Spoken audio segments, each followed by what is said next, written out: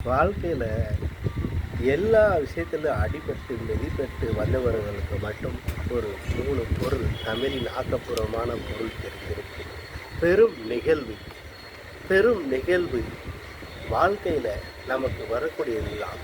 அந்த நிகழ்வை பற்றி புரிஞ்சவங்களுக்கு மட்டும்தான் இது ஒரு நல்ல ஒரு பெரும் நிகழ்வு என்று அந்த வார்த்தையவே நாம் கூற முடியும். அதே போலத்தான் பெரும் மகிழ்வு, எல்லையில்லாத மகிழ்வு. இந்த உலகத்திலேயே எல்லாத்தையும் விட ஒரு மகிழ்வு என்றால் அதுதான் பெரும் மகிழ்வு. பெரும் நன்றி.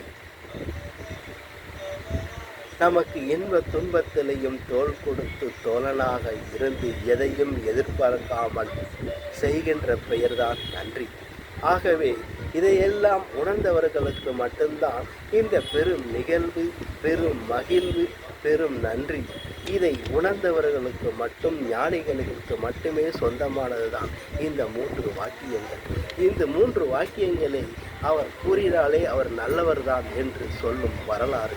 அந்த அளவுக்கு இந்த 3 வாக்கியங்களை மனதளவில் உள்வாங்கிக் கொண்டால் வாழ்க்கையில் நாம் சந்திக்கும் இடமெல்லாம் வெற்றியாக மாறும், மன நிம்மதி பெறும் என்று சொல்லிக்கொண்டு நன்றி, பெரும் நன்றி.